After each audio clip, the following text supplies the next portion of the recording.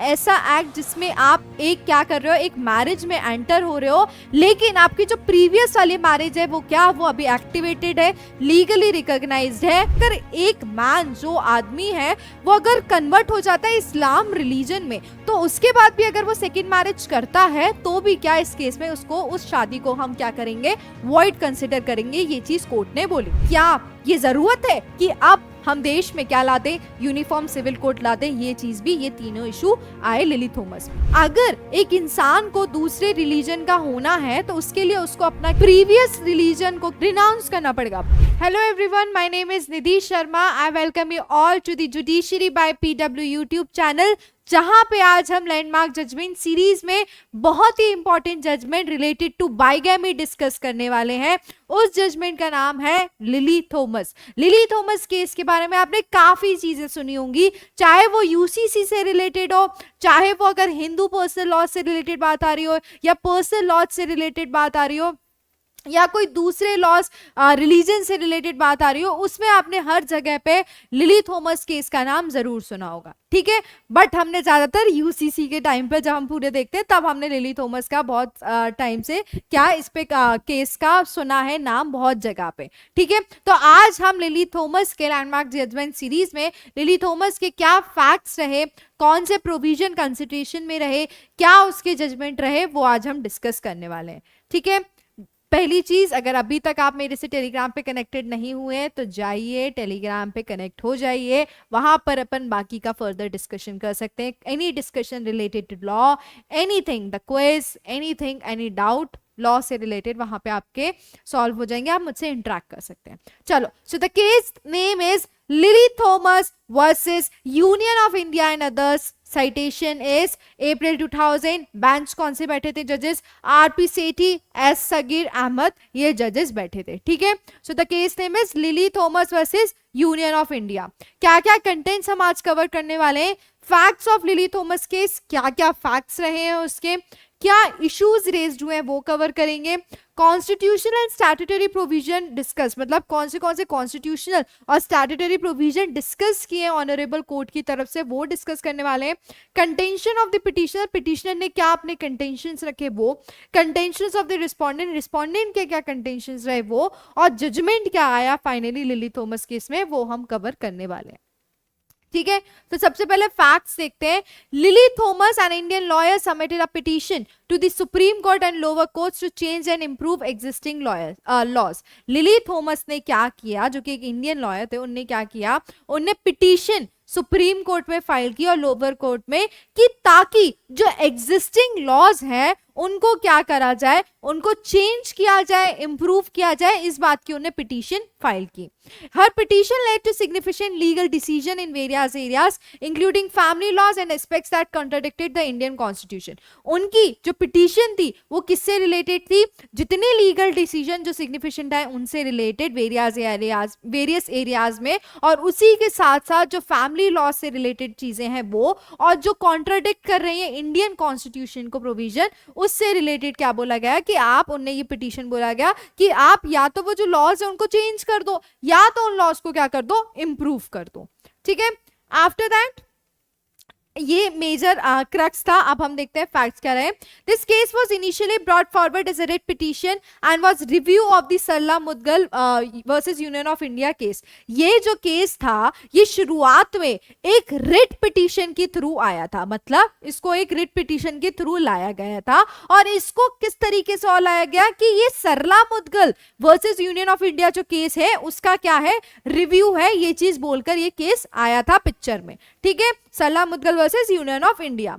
उसके साथ साथ it was based on several articles of the Indian constitution of 1950, specifically article 20, article 21, article 25 and article 26। उसी के साथ साथ ये जो केस था, ये जो सेवरल आर्टिकल्स हैं इंडियन कॉन्स्टिट्यूशन के, part 3 of Indian Constitution, fundamental rights के जो आर्टिकल्स हैं, जिसमें से article 20, article 21 right to life and personal liberty, article 25 and article 26 of Indian Constitution से रिलेटेड इसमें बात की गई थी इस केस में। ठीक है, the main issue at hand was the implementation of a UCC as outline in article 44 of the Constitution जो मेन इशू था जो हैंड में वो ये था कि भैया यूनिफॉर्म सिविल कोड को इम्प्लीमेंटेशन दिया जाए जो कि आर्टिकल 44 में दिया गया है कॉन्स्टिट्यूशन का। जब हम यूनिफॉर्म सिविल कोड की बात करते हैं तो यूनिफॉर्म सिविल कोड मतलब क्या कि सारे रिलीजन मतलब एक ही लॉ चलेगा, एक ही सारे रिलीजन्स के ऊपर लॉ चलेगा, रूल सारे एक ही तरीके से चलेंगे, सारे रिलीजन को सब रिलीजन एक साथ सेम तरीके से ट्रीट होंगे, चाहे वो कुछ भी हो, किसी से भी रिलेटेड प्रोविजन हो, मैरिज से रिलेटेड हो, किसी से भी रिलेटेड, सब में क्या, सब में एक ही लॉ एप्लीकेबल होगा सारे पर्सनल लॉ पे, that is covered under the article 44। तो उसी के बेसिस पे क्या ये पिटीशन जो मेन फैक्ट्स था कि भैया आर्टिकल 44 को क्या किया जाए, फोर्स में लेकर आया जाए, यूसीसी को फोर्स में लेकर आया जाए। However the challenge was that if such uniformity were enforced it might directly infringe upon the rights of citizens to practice and spread their religion as protected by article 25। लेकिन जो major important thing इसमें थी कि अगर हम UCC ले आते हैं तो वो क्या करेगा, वो चैलेंज करेगा आर्टिकल 25 को, जो right to freedom of religion दिया गया है आर्टिकल 25 में, उसको चैलेंज करेगा कि वहां पर क्या, वहां पर बोलता है ना कि आप अपने जो राइट है फ्रीडम रिलीजन से वो आप मेंटेन कर सकते हैं, पूरी तरीके से राइट है। अगर आप यूसीसी ले आओगे तो फिर क्या होगा, उससे राइट्स वायलेट होंगे। तो इसीलिए उस केस में ये बोला गया कि अगर हम यूसीसी ले आ रहे हैं तो वो क्या कर रहा है, ऑटोमेटिकली जो फंडामेंटल राइट दिया गया आर्टिकल 25 में उसको क्या कर रहा है, उसको चैलेंज कर रहा है। Lily Thomas case is a noteworthy because the Supreme Court ruled that a marriage would be considered void if a man entered into a second marriage without first divorcing his first wife who is still alive। जो lily Thomas case था वो इसलिए भी noteworthy है जहां पर supreme court ने ये बोला था कि ऐसी मैरिज जहां पर वॉइड कंसिडर की जाएगी, जहां पर अगर मैन सेकंड मैरिज में एंटर हो गया है और अपनी पहली वाली जो मैरिज है उसने खत्म नहीं की, उसको डाइवोर्स नहीं की, लेकिन वो सेकंड मैरिज में आ गया है, तो वो मैरिज क्या कंसिडर की जाएगी, वॉइड कंसिडर की जाएगी। ठीक है, आपको पता ही होगा जब हम हिंदू पर्सन लॉस की बात करते हैं तो वहां पर क्या बोला गया है, वहां पर सेकंड मैरिज अलाउड नहीं है। अगर आपको सेकंड मैरिज करनी है सो यू नीड टू, क्या आपको जो फर्स्ट मैरिज है उसको खत्म करनी पड़ेगी, तभी आप सेकंड मैरिज कर सकते हो। ठीक है, The court also held that if a man converted to Islam and then entered into a second marriage following Islamic practices, that marriage would also be considered void। और उसी के साथ कोर्ट ने उस केस में बोला था कि अगर एक मैन, जो आदमी है, वो अगर कन्वर्ट हो जाता है इस्लाम रिलीजन में, तो उसके बाद भी अगर वो सेकेंड मैरिज करता है तो भी क्या इस केस में उसको, उस शादी को हम क्या करेंगे, वॉइड कंसिडर करेंगे। ये चीज कोर्ट ने बोली। The first marriage must be dissolved according to the Hindu Marriage Act for the second marriage to be valid। क्या बोला गया कि जो उनकी पहली शादी है वो क्या होनी चाहिए, वो पूरी तरीके से डिसॉल्व होनी चाहिए, तभी आप क्या, तभी आप जो दूसरी मैरिज कर रहे हो उसको हम वैलिड कंसिडर करेंगे। अगर आपने फर्स्ट मैरिज डिसॉल्व नहीं की और आपने सेकंड मैरिज कर ली तो फिर वो वाली जो सेकंड मैरिज है उसको कहीं से कहीं तक वैलिड नहीं माना जाएगा, that will be considered as void. ठीक है, If a man fails to do so, he can be held liable under section 494 and 495 of the IPC for the offense of bigamy। अगर वो इंसान मतलब वो डाइवोर्स नहीं देता, वो अपनी फर्स्ट मैरिज डिसॉल्व नहीं करता और सेकंड मैरिज कर लेता है, तो वो इंसान किसमें लाइबल होगा, सेक्शन 494 एंड सेक्शन 495 जो कि बात करता है ऑफेंस ऑफ बाइगैमी से रिलेटेड, section 494 and 495 of Indian Penal Code. Bigamy is defined by the IPC as the act of entering into a marriage while a previous and still legally recognized। Bigamy को Indian Penal code में कैसे define किया गया है कि ऐसा act जिसमें आप एक क्या कर रहे हो, एक मैरिज में एंटर हो रहे हो, लेकिन आपकी जो प्रीवियस वाली मैरिज है वो क्या, वो अभी एक्टिवेटेड है, लीगली रिकॉग्नाइज्ड है, और अगर आपने इसी टाइम पे लीगली रिकॉग्नाइज्ड होने के बाद अगर दूसरी शादी में आप एंटर हो रहे हो तो that will be considered as bigamy as per the Indian Penal Code. Such relationship are against the law and the second marriage is deemed invalid from its inception. Many religions have their own laws prohibited polygamy. क्या कि ये जो relationship है वो क्या पूरी तरीके से होगा अगेंस्ट द लॉ, और इसी से वो बाइगैमी के लिए कंसिडर किया जाएगा। और जो सेकंड मैरिज होगी वो क्या कंसिडर की जाएगी, इनवैलिड, जब से वो शुरू हुई थी। ठीक है, इंसेप्शन से ही उसको क्या इनवैलिड मानेंगे। ठीक है, और उसी के साथ साथ उन्होंने ये बोला है कि बहुत सारे रिलीजन्स ने क्या किया है, बहुत सारे रिलीजन ने अपने लॉ बनाकर पॉलीगैमी को भी प्रोहिबिट करा है, ये चीज उसमें बताई गई। Nevertheless, some married men have been utilizing conversion to Islam as a loophole to marry again without terminating their first marriage और बहुत सारे लोग ऐसा कर रहे हैं कि अपने फर्स्ट मैरिज टर्मिनेट ना करने की वजह वो कन्वर्ट कर रहे हैं इस्लाम में और उसके बाद वो क्या कर रहे हैं, शादी कर रहे हैं. To address this issue several petitions were considered by the Supreme Court including cases like Mrs Sushmita Ghosh versus Union of India, Shrimati Sarla Mudgal president and others versus Union of India and Sunita and Fatima versus Union of India. इसी issue को address करने के लिए बहुत सारे cases भी चल रहे हैं, पिटिशंस बहुत सारी रेज हुई. ठीक है, क्या क्या इशू रेज्ड हुए इस केस में? The Lily Thomas case raises the following की इश्यूज. पहला, whether a non Muslim gets converted to the Muslim faith with no actual change of belief and merely with a view to avoid an earlier marriage or to enter a second marriage, whether the marriage entered by him after such conversion would be void. सबसे important जो issue raise हुआ कि क्या एक जो non Muslim इंसान है, non Muslim man है, अगर वो कन्वर्ट हो रहा है इस्लाम में बिना अपना चेंज किए बिलीफ, बिना अपना मतलब कुछ और चेंज किए, बिना व्यू के, बिना बिलीफ के चेंज किए, जस्ट बस इसी वजह से कन्वर्ट हो रहा है क्योंकि उसको अपनी पहली शादी खत्म नहीं करनी, इस वजह से वो रिलीजन हो में कन्वर्ट हो रहा है. तो क्या जो सेकंड मैरिज हुई है उसको हम वॉइड कंसिडर करेंगे कि वैलिड कंसिडर करेंगे? क्या उसकी लीगैलिटी रहेगी, क्या उसका मेन स्टेटस रहेगा? ये इशू आया. ठीक है, दूसरा इशू जो आया, whether the respondent would be liable for the bigamy under section 494 IPC. क्या वो इंसान सेक्शन 494 आईपीसी में लायबल होगा, दैट इज बाइगेमी में वो लायबल होगा.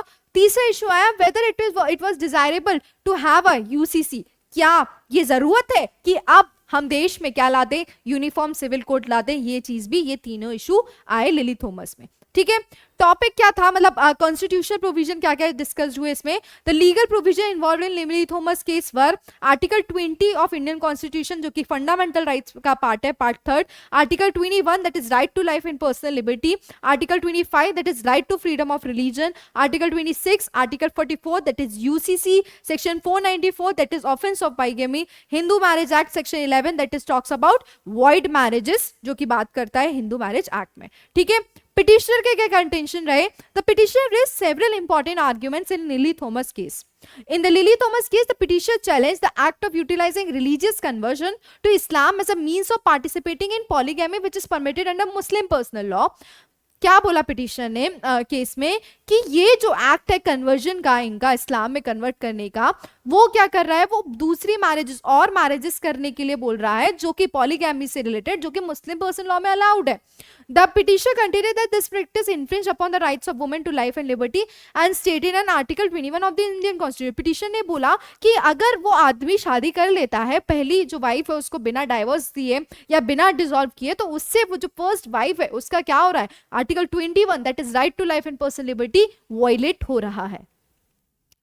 The petitioner also cited the principle of natural justice as discussed in the Menka Gandhi versus Union of India case. Petitioner ने क्या किया इस केस में? Petitioner ने Maneka Gandhi versus Union of India में जो principles of natural justice हुए थे, जो हम बात करते हैं principle of natural justice जो 3 मैगजीन्स में चलते हैं, उसको भी क्या, उसको भी उन्हें referred किया. The petitioner along with other Muslim women appealed that polygamy in Muslim personal law be deemed unconstitutional. उसी के साथ petitioner ने ये भी बोला कि मुस्लिम वुमेन के साथ अपील किया कि जो पॉलीगैमी है मुस्लिम लॉ में, पर्सनल लॉ में, वो क्या हो जानी चाहिए, उसको भी अनकॉन्स्टिट्यूशनल डीम्ड किया जाए. ठीक है, the petition in Lily Thomas case argue that the respondents conversion to Islam was not line in with Muslim law. उन्हें बताया कि जो रिस्पोंडेंट ने कन्वर्जन किया है इस्लाम में, वो किसी भी तरीके से इस्लाम लॉज की तरह पूरी तरह अप्लाई करके नहीं किया है. To be considered a Muslim, one is required to renounce their previous religious faith. However, the respondent continued to practice his Hindu faith and was known by his Hindu name Gyan Chand Ghosh in various official documents such as his childbirth certificate, visa application to Bangladesh, electoral roll and other records. उन्हें ये बोला कि अगर एक इंसान को दूसरे religion का होना है तो उसके लिए उसको अपना क्या करना पड़ेगा, प्रीवियस रिलीजन को क्या करना पड़ेगा, रिनाउंस करना पड़ेगा. बट इस कंडीशन में उन्हें नहीं किया रिस्पोंडेंट ने, वो अपने प्रीवियस रिलीजन को पूरी तरीके से फॉलो कर रहे हैं, पूरी तरीके से उसके नाम वगैरह सारी चीजें क्या है, सेम है. The petitioner contended that the second marriage was void under section 11 of the Hindu Marriage Act as it did not meet the conditions specified in section 5 of the same act. Petitioner ने ये बोला कि जो marriage हुई है second marriage, वो पूरी तरीके से हिंदू मैरिज एक्ट के सेक्शन 11 जो कि बात करता है वॉइड मैरिजेस, उसके हिसाब से क्या वॉइड है, क्योंकि यहाँ पे जो सेक्शन 5 में एसेंशियल कंडीशन दी गई है हिंदू मैरिज की, वो क्या कर रहा है, वॉयलेट कर रहा है. जिसमें से एक एसेंशियल कंडीशन ये बोलती है कि जब आप शादी कर रहे हो तब क्या दोनों में से कोई भी पर्सन बाइगैमी की प्रैक्टिस ना कर रहा हो, और वही चीज यहाँ पर हुई है, इसीलिए क्या वॉयलेटिव है वो सेक्शन 11, मतलब सेक्शन 11 वॉइड मैरिजेस में आता है. The first condition section 5 was that there should not be living house which was not met because Mrs. Ghosh was alive at the time of the second marriage.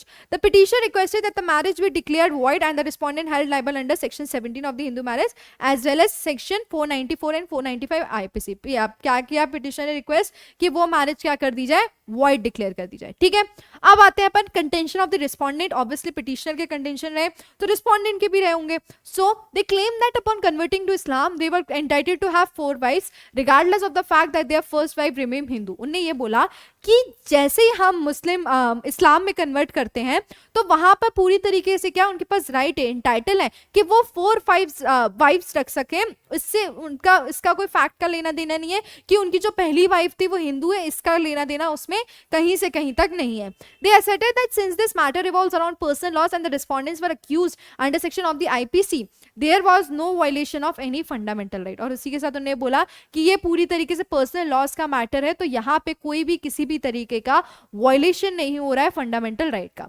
The respondent in Lily Thomas case argue that because many aspects of Muslim personal laws are not codified, the rules for conversion to Islamic faith are based on long standing belief and tradition. उन्होंने बोला कि जो पहले से tradition चले जा रहे हैं, बिलीफ्स हैं, उसी पे पूरा इस्लाम लॉ चल रहा है. To convert to Islam 2 primary requirement must be met. The individual should be of sound mind and they should give full consent to the conversion process. क्या बोला उन्होंने कि जब आपको इस्लाम के लिए कन्वर्ट करना है तो 2 एसेंशियल कंडीशन चाहिए होती है. पहली चीज कि वो इंसान क्या होना चाहिए, फुल साउंड माइंड होना चाहिए. दूसरी चीज कि उसकी पूरी तरीके से कंसेंट दी गई हो कन्वर्जन के लिए. In this case both of this requirement were satisfied and Mohammed Karim Qazi obtained a conversion certificate from Maulana Qazi Mohammad Idris सही काजी. उन्हें ये बताया कि उन्हें सर्टिफिकेट भी लिया है. और उसी के साथ उन्होंने बोला कि फर्दरमोर रिस्पोंडेंट जो आर्टिकल 25 है फ्रीडम ऑफ रिलीजन वो भी इन्वोक किया है.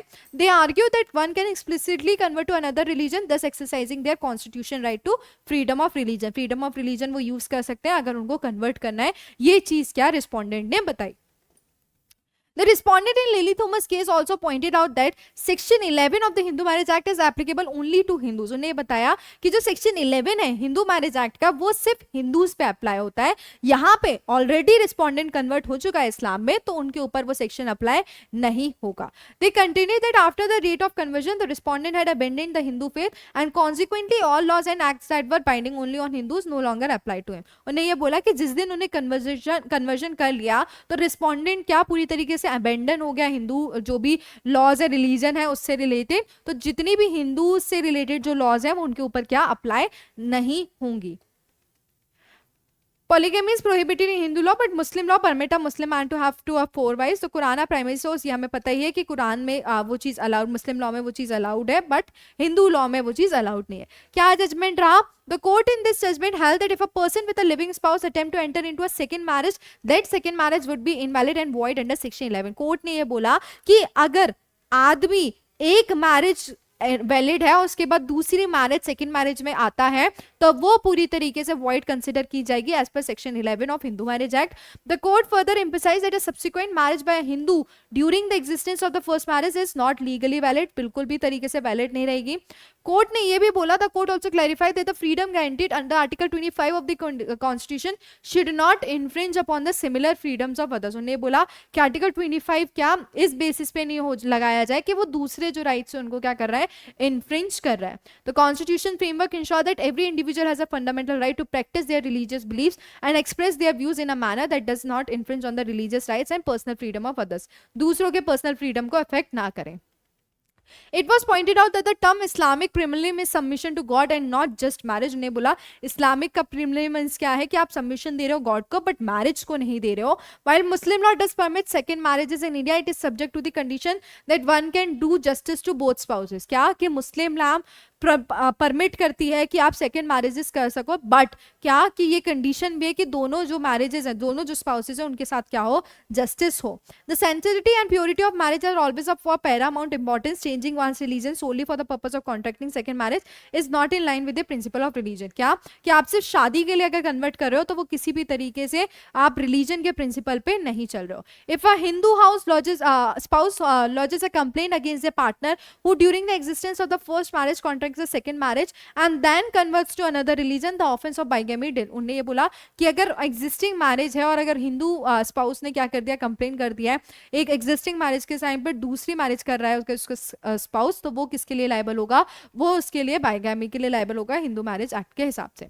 While considering the question of UCC, the court said that in a diverse country like India, where people follow different religion and beliefs, the framers of the constitution face the challenge of bringing together individual from various, और उसी के साथ उन्होंने UCC implementation पे बोला जो आज तक चल रहा है हमारे बीच में कि अभी तक प्रॉपर तरीके से इम्प्लीमेंट नहीं हो पाया, कुछ ही जगह हुआ है कि हम अगर इंडिया की बात करें तो इंडिया एक डाइवर्स कंट्री है जहाँ पे बहुत सारे लोगों के अलग अलग रिलीजन है, अलग अलग बिलीफ है, तो उनके लिए बहुत डिफिकल्ट है कि एक ही हम लॉ लेकर आ जाए और यूसीसी इंप्लीमेंट कर सके।